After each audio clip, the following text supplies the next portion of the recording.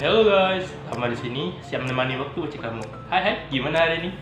Buat yang baru kenal sama aku, finally akhirnya channel ini punya segmen baru yaitu A Beat. Nah, A Beat sendiri adalah singkatan dari apa bedanya ini dan itu. Di sesi kali ini kita akan ngebahas perbedaan dari hal-hal yang mempunyai kemiripan yang sangat-sangat dekat. Sampai-sampai kalian tuh kadang mumeng gitu bedainnya. Kayak contohnya, apa bedanya kodok sama kata? Ini kan belajar biologi dasar ya, nggak mungkin kalian nggak tahu. Tahu kan? Di video kali ini kita akan ngebahas perbedaan antara genre horor, thriller, misteri, dan suspense. Kali ini kita akan belajar sama-sama karena sifatnya sharing nih ya. Belum tentu apa yang aku kasih tahu ini akurat. Jadi kalau ada kekurangan atau kesalahan dalam aku menyampaikan materi, kalian bisa komen di bawah apa yang benernya, biar aku gak jadi penyebar hoax gitu. Penjara kan nanti bahaya. Tanpa berlama-lama lagi, mari kita masuk ke A Beat Kesu. Kriteria pertama ditinjau berdasarkan karakter antagonis. Sebenarnya nih ya, setiap cerita, setiap genre pasti juga memiliki karakter antagonisnya sendiri. Tak terkecuali keempat genre ini. Genre thriller, suspense, misteri memiliki karakter antagonis yang wujudnya solid. Bisa jadi manusia atau bahkan monster-monster. Beda dengan genre horor yang karakter antagonis yang memiliki sifat berwujud astral alias kagak padat, bayang-bayang, nggak napak. Kita ambil aja contoh Mas Boci sama Miskin, serta The Demit dan urban legend lainnya. Kriteria kedua ditinjau berdasarkan ciri khas. Genre horor berikatan erat dengan yang namanya seram. Entah melalui kemunculannya, masalah yang dia timbulkan, kemampuan khususnya, pemujaan setan, dan sebagainya yang tidak bisa dihandle oleh aparatur negara. Yang ada aparatur negaranya mati, kena Nice. Karena wujud antagonisnya yang bukan manusia, mereka jadi memiliki banyak kemampuan di luar akal yang akhirnya membuat banyak kejanggalan yang terjadi di sepanjang cerita.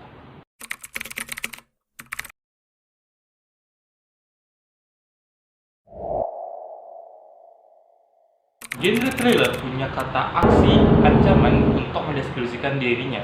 Kemunculan antagonis dalam cerita ini, dalam genre ini didahului oleh kejanggalan-kejanggalan yang masih bisa dikaitkan oleh perbuatan manusia.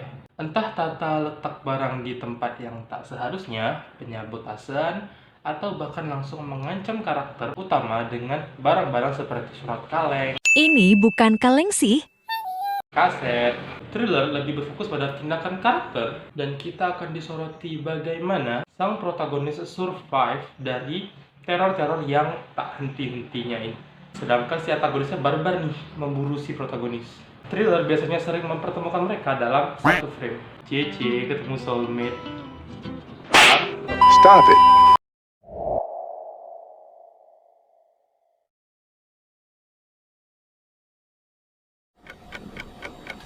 Genre misteri memiliki unsur penyelidikan di sana.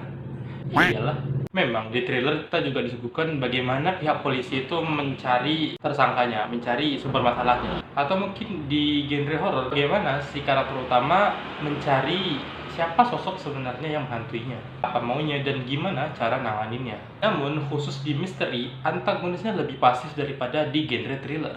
Antagonisnya akan sekedar ngasih clue aja kalau dia itu emang ada, kalau dia itu yang membunuh, bahwa mereka lah pelakunya. Kayaknya cuma di genre ini doang si karakter antagonis ini menjadi fokus utama, karena bahkan kita dan karakter itu sendiri terus memikirkan siapa sebenarnya pelakunya. Contohnya mah banyak.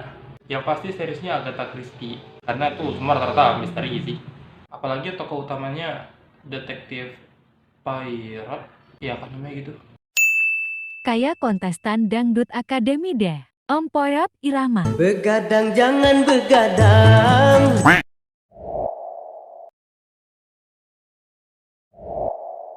Yang terakhir adalah genre suspense. Ini adalah tipe genre di mana karakter antagonisnya mengungkapkan siapa dia sebenarnya. Kenapa aku bilang gitu? Genre suspense berfokus pada korelasi. Biasanya, genre suspense melibatkan banyak sudut pandang. Dan saya Holy Mother. Di situ ada 3 sudut pandang. Yang pertama itu dari sudut pandang polisi, yang kedua itu dari sudut pandang Hanami, sang ibu rumah tangga, dan satu lagi si Makoto, si pembunuh. Ya, emang di scene awal juga secara tersirat udah dikasih tahu kalau si Makoto ini pembunuh. Jadi tenang aja. Semua karakter mengungkapkan diri mereka siapa. Oh, dia polisi. Jawoy. Oh, dia ibu rumah tangga. Oh, dia pembunuh. Terus mereka sebagai apa itu jelas. Hanya saja rahasia-rahasia mereka tetap disimpan dong. Ya kali di-spill semua. Kira-kira dulu lah. Dan akan perlahan-lahan terbuka hingga korelasi mereka mulai tampak. Dan disitulah plot twist terjadi.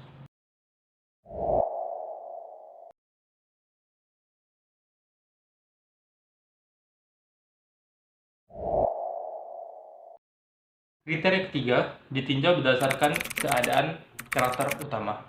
Horor, karakter utama siap.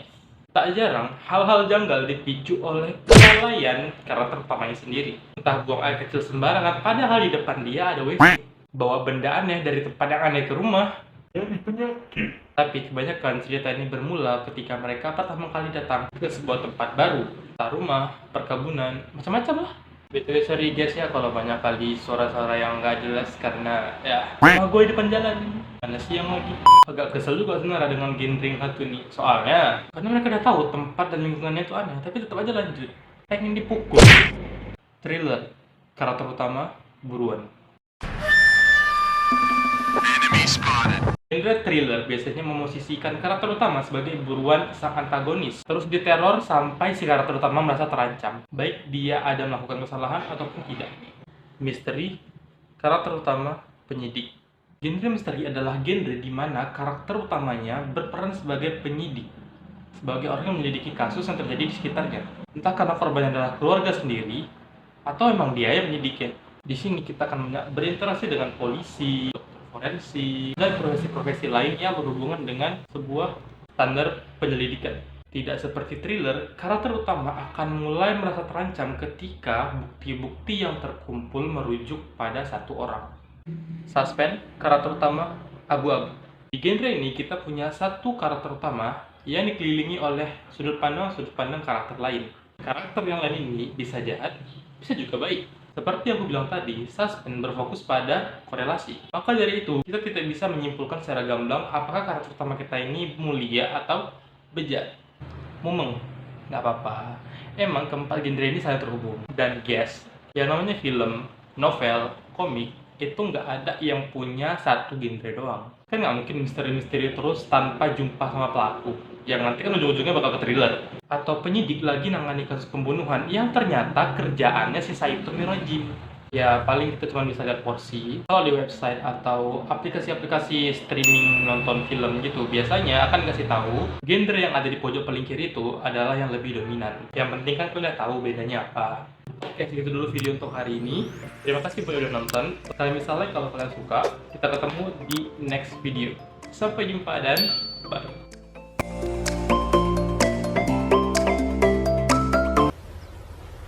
Wait a minute. Kali ini Mas Mochi salah. Emang di trailerku juga kita di yang terakhir adalah kategori genre thriller.